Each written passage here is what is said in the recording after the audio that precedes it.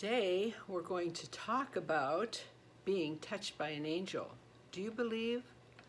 Have you had some phenomenon in your life that made you think that, hey, wait a minute, I was touched by an angel.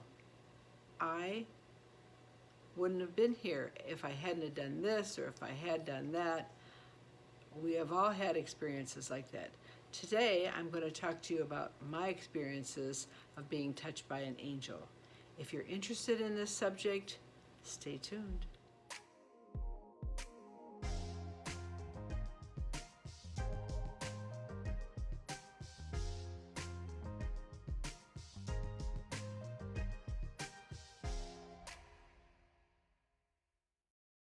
So hello my posse, hello all my new subscribers. Thank you so much for coming into my living room today. The sun is shining bright in the back there, which is great for my story of being touched by an angel. I hope that you are interested in this. I did put it out on my community page. I was going to let it go till after Christmas, but I had, excuse me, some positive feedback, and I thought, well, what better time to do it than before Christmas? I mean, we could all use a little uplifting, a little angel story, a little story about something positive, and maybe that you've had it happen to you. Maybe you've been touched by an angel. I am asking you, if you have, put it in the comment section below so all of my subscribers can read how you were touched by an angel. Today I'm going to tell you 3 of my stories that come to mind, that I know for a fact that I was definitely encountered, so to speak, by an angel's presence. I believe in a lot of things, especially angels and spirits, and you know me if you follow me, and you know if you follow me on my channel, you know that I am a multitude of a lot of things. I'm not just beauty. I'm not just I don't do just makeup. I do a lot of different things on my channel, and I hope that you enjoy that about my channel, that I am different and that I do go out into many areas, and today is one of those areas that I'm going to touch on.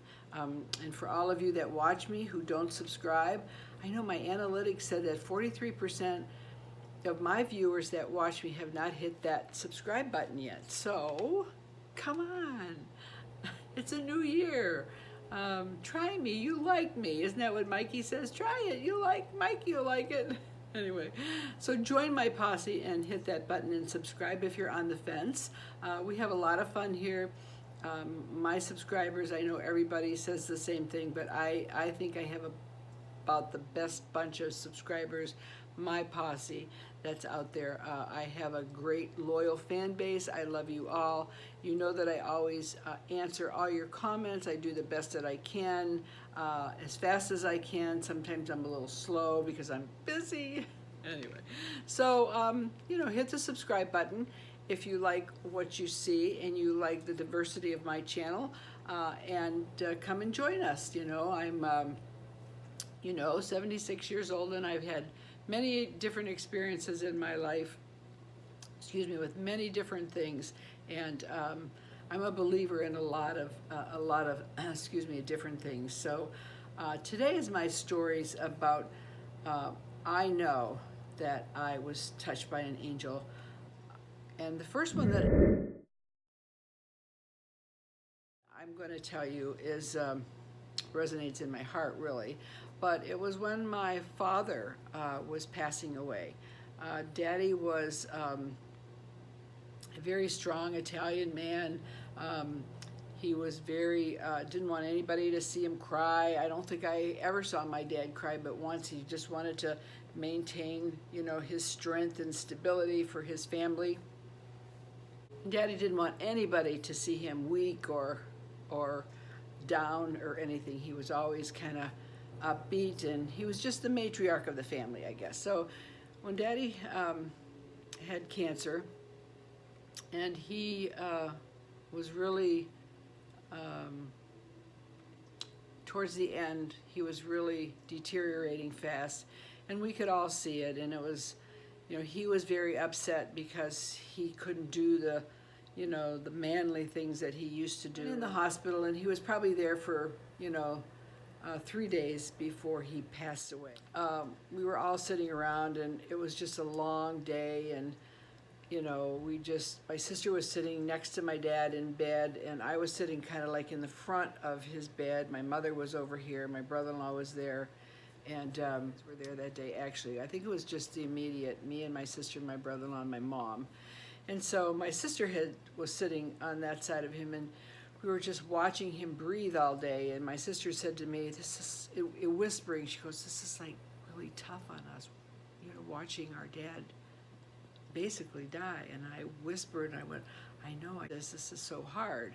And my brother-in-law was there, and he was the strong one, and he's the one that had it together and wasn't as emotional as us. And he said, "Why don't you guys go out of the room? I'll stay with Dad, and I'll send for you if anything happens." And we said, no, we're not moving, we're staying right here, we're watching him. Well, then at about, 5 minutes later, the door swings open in the hospital room, and this nurse comes, and she says, "Could I see the family outside, please, all of you?" And we were like, "What?" And she says, "Yes, could I please see all of you outside here just for a minute, please?" And real sweet and perky little girl. We said, "Yeah, okay." So we were coming out of the room, all of us. She was like, come on. And we were just outside the room, and my brother-in-law was the one that was kind of staggering behind us. And he was like in the doorway with my dad. And the nurse said, your dad came in with this cute little hat on, and I just wanted to know that, would you like his hat on when he takes his last breath? Would you like to have him have his hat on? And we thought, that is like the weirdest thing. And I looked at my sister, and we were like, what? And she said, yes, I was just going to ask you if, it's very important that, that you remember them like you want them to be. And we were like, what? And just then my brother-in-law yelled and said, "I think Dad passed." And so we all were like, hysterical. We walked back in the room, and of course my dad had passed away at that moment when we were out in the hallway.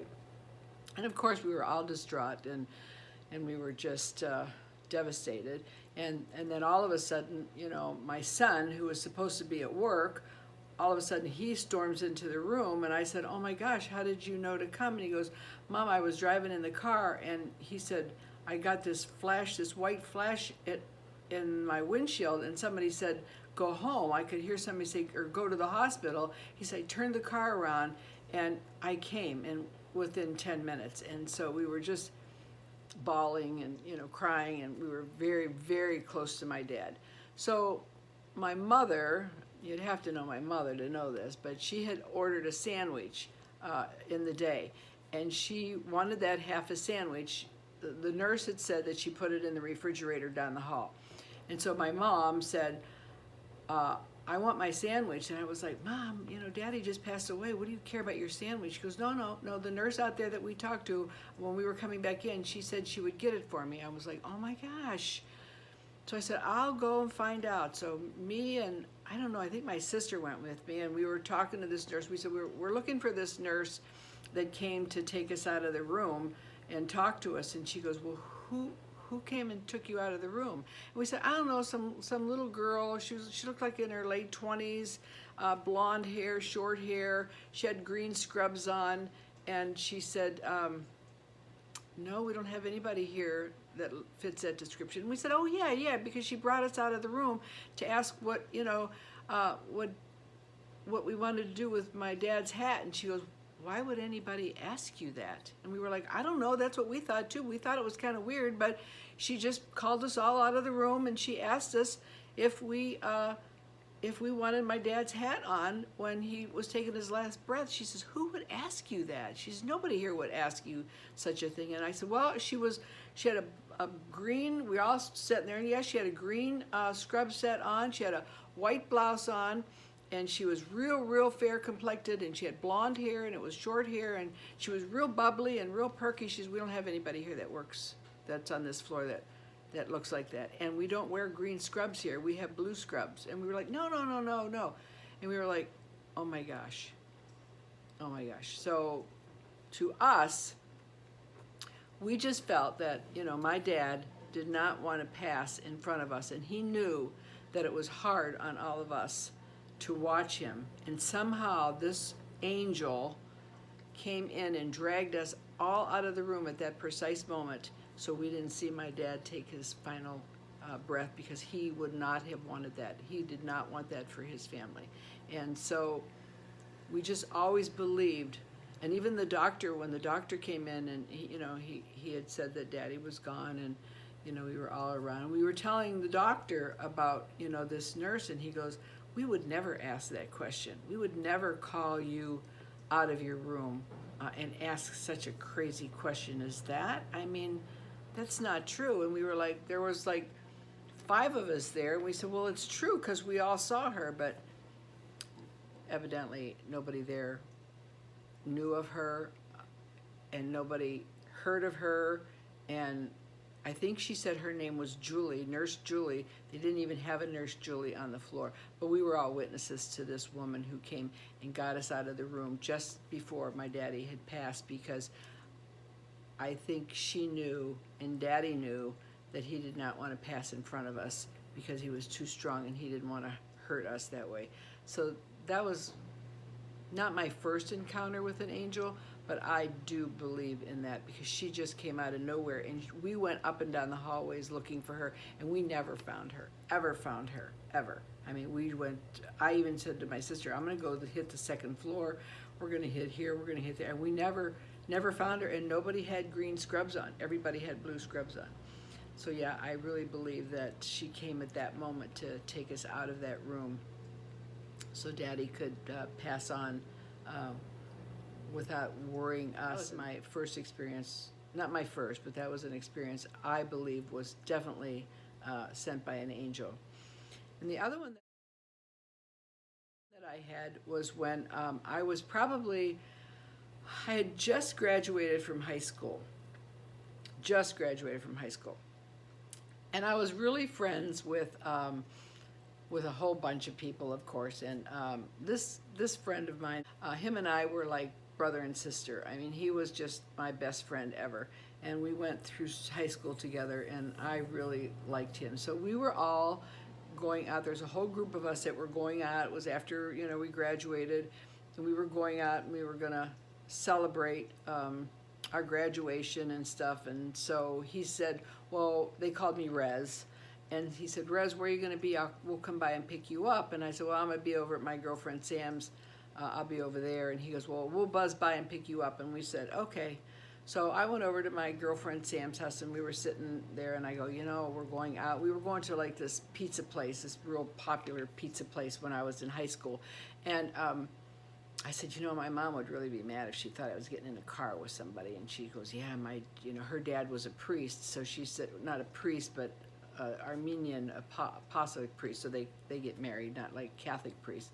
But anyway, and she said my dad would be so upset, and I go, "Yeah, I know." I said, "I don't know." I said, "We're really sneaking out. We're like really coming out of the box here." And she's like, "Yeah, we're laughing." So all of a sudden we hear a horn, and we're kind of like looked at each other, and we just weren't sure. Anyway, so they were blowing the horn, and I run out to the car, and Frank's going, "Come on, Rez, get in. We're going to get pizza." And I look in, and there's a couple of girls in the back, and a guy that I knew, and Frank was in the front, and his brother was driving, and I didn't know his brother from Adam. He had just come home from the service on leave.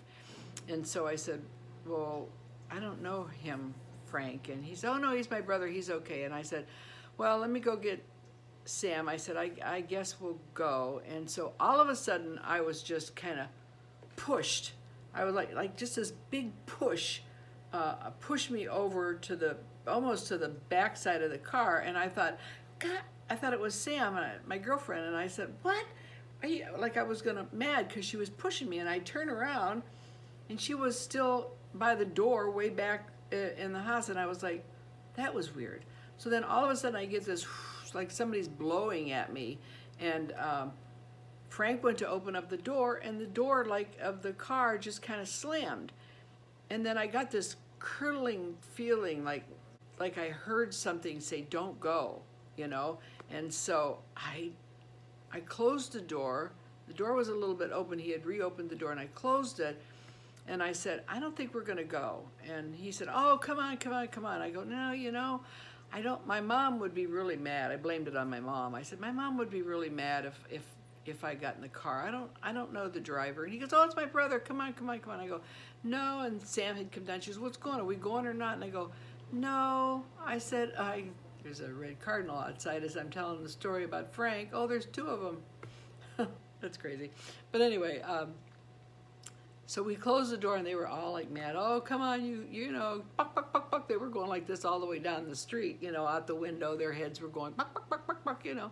So me and Sam went back in the house and I go, you know, I just don't have a good feeling about this. I don't know. And then Sam, oh, maybe we should have went. And I was like, well, I don't know. I said, I don't think so. Anyway, we didn't go and we stayed home and we had a sleepover at her house and we were, her dad woke us up about 4 o'clock in the morning with one of the kids in the car's mother was calling, but the whole carload of kids that were in that car were killed in a horrific train car accident that night.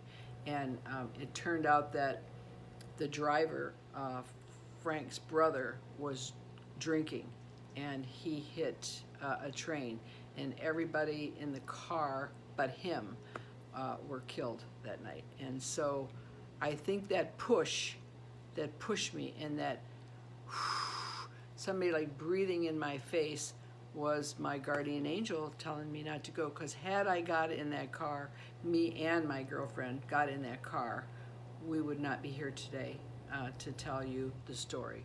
So it was just a force that was, I still get chills when I think of it, because it was just a real push, almost knocked me down. So, you know, you just have stories like that just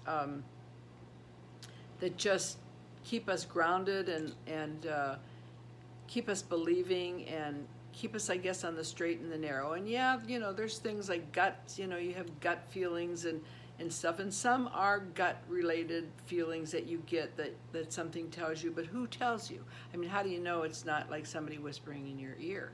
How do you know it's not an angel that's telling you that? And I'm sure you've probably had many experiences in your life where maybe, you know, you wouldn't be here, or you were in a horrible accident and you survived, and you know, normally you wouldn't have survived, and maybe you saw somebody, maybe you saw a shadow. You know, angels are very, very, they can come in very different ways. They can come in the form, I mean, depending on, you know, the religion that you are. I mean, you know, angels can come in bright lights. They are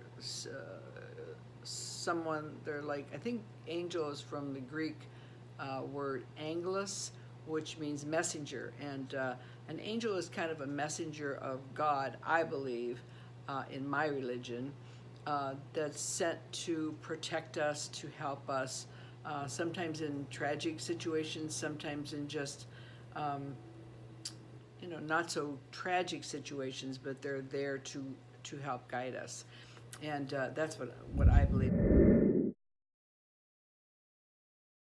And the third one that resonates in my head was my son was like 16 years old, and you know what it's like to raise a 16-year-old son when you don't like their friends and they tell you that their friends are good, and you as a mom have this gut feeling that no, they're not good friends. I don't think that they're good. And I used to argue with him all the time because he had this group that I just did not like, and he just thought I was wrong. No, they're nice, and I go, I know, and I had grounded him a few times before, you know, for not going with, I didn't want him to go out with his friends, and then he, you know, snuck out and went out. You know how that goes when you're kids, I don't know. But this one night he was going out, and there was like 4 of them, and I just did not want him to go, and I was like, oh. So I told him, I said, you know, I'm not comfortable with this group.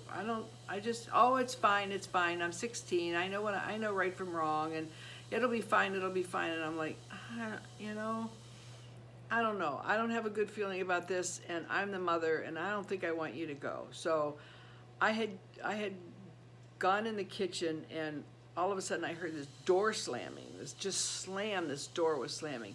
And I walked down the hall. I said, because I had had some words with him before this, and he went what I thought in his room, and I went in the kitchen, and then I heard this door just slam.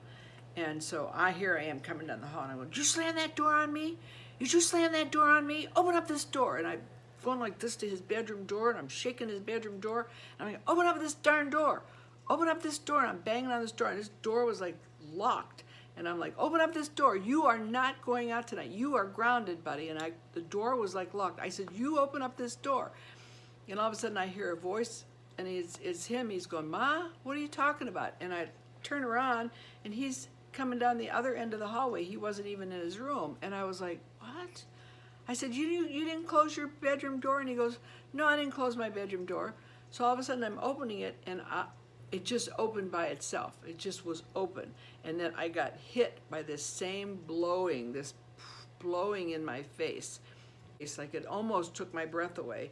And I could see just something, I don't know, like a light kind of just flashing in that room. And I thought, wait a minute. And I said to my son, I said, you didn't go in your bedroom door? And I'm playing with the lock, and I thought, well, maybe the lock is just messed up. No, the door slammed, and it was locked from the inside. So I'm thinking, oh, brother, what could this be now? So about a half an hour passed, and I don't know, I finally turned around to him, and I said, you're not going out tonight. I said, that's it. And he goes, you can't ground me, I'm 16. I said, oh, no. You're not going out tonight. So his buddies came to the door, and I said, no, Jeff's grounded. And they were like, you can't ground him. He's 16 years old. Well, I had a German Shepherd then, of course. So I went, here, Baron. Baron came to the front door, and he chased him off the porch. The kids are running down the street. You're crazy. They're crazy. They're yelling at me, and they're running down the street. And I grounded him. I shut that bedroom door. I told him, I said, don't you go out your window. You are grounded tonight. And that night, those boys got in trouble. I mean, they all went to jail that night. I think they broke into a barn. They did some, I can't remember. I think they set fire to the barn, or I think they broke into this barn, and this kid had this old car, and they destroyed, I don't know, just mischievous kids. And I felt that if my son, he was not that kind. He was not that kind of a bad kid, but he would have been with them in the situation and probably have been locked up had I not got this door closing and this feeling and this voice that said, ground him, he's not going out tonight. And I tell him all his life, I says, I saved you from jail. Me and the angel, we saved you. So I think somehow trying to let me know that I needed to lock him in his room and ground him and not let him out. And that's just what I did. And all those boys, I think he quit hanging around with all of them, because they were really, they were those kids that were just always in trouble. And I was a real strict parent, so it was hard holding in the reins, but I did it.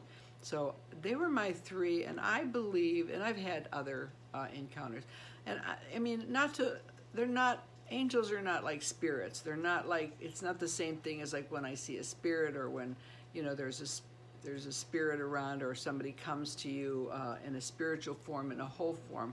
These are just like little things that that you've been touched by an angel, and it caused you to, like in my father's case, I guess it saved us the grief of the sadness of watching him, but I think Daddy did that more for himself, because he was so strong and such a matriarch of the family that he was embarrassed, I think, to go to the next level of his life and let us see. I just think it was just his way, that he wanted to go the way he wanted to go, and he didn't want us involved. And the other one was, it was just that push that saved me from I think my death that night. And I think the third one was the same. I always said it was the same angel, because it was the same breath. I could smell this certain smell when they breathed on me. It was watching my cardinal out there as I'm telling these stories. There's 2 of them out there flying. Isn't that crazy? Anyway, so I just really believe in it. And whether you believe or not, you know, we all need something to believe in. I think we all walk around with guardian angels near us and protect us. I think that we have these people that are around us all the time to protect us, and I really believe that. And I mean, it's just wonderful to believe in something in your life, even like afterlife, you know, after death experiences, being, you know, talking to spirits or whatever. You know, we need to know that there's something more than what we just have here, because it makes the crossing over so much more pleasant to know that there is something waiting for us, and that, you know, maybe we'll come back as an angel. I don't know. I've had card readers name my angels who they are. I'm attached to one now that's actually a male, and I had one from my card reader probably 20 years ago, 30 years ago, who was also a male. And I felt his presence lots of times. And when I needed guidance or something, I would always pray to, Eric was his name, I was told. And I would always pray to him, and he always pulled me through. I just feel like there's some force that always pulls me through to the positive side of life. I just feel it. I can sense it. And maybe that's why I'm so positive, and I'm so, you know, my morals are high, my values are high, I'm kind, because I just believe that somebody's by me, helping to guide me, and it makes me a better person. I don't know, I love believing in stuff like that. So if you've been touched by an angel in any way, or you've had experiences where you know that something would have happened if it wasn't for a spiritual being, or an angel, I mean, that has touched you, let me know in the comments below. I would love to hear your story. I'm fascinated by all this. I really am. So that was my stories today. I do have more, but it's already been too long. So, and we never did, by the way, get my mother's sandwich. She went home without her sandwich, and she was so mad. You'd have to know my mother to understand that, but if my sister and my niece are watching, they would know. So anyway, I love you guys. I thought this would be a great story to tell you for the holidays. Maybe you can be on the lookout for your angel and be safe, and I hope that your guardian angel is, you know, with you, and don't go faster than your guardian angel can fly, and be on the lookout, and be safe, and know that somebody's there to protect you, but don't be crazy and think they're going to pull you out of everything. You have to have some gut feelings to what's going on in your life. So be safe, be happy this holiday season, enjoy your family, be kind, and I'll see you after the holidays, probably with my New Year's resolutions that I'm not going to make. Anyway, so that's it for me today. I will maybe take you outside when the sun goes down, and I'll show you some of my husband's decorations outside for Christmas. So until next year, I'll see you in 2020. I hope you have a beautiful holiday and be safe. Bye. Love you. Bye. So I'll bring you outside and show you my husband's magnificent Christmas decorations. He's got like 100 more, but I won't let him put any more up because he's been out here for days. So I'll show you, and we'll move a little closer. His lights are like perfect up, not a crooked one in the bunch. So let me walk you up closer.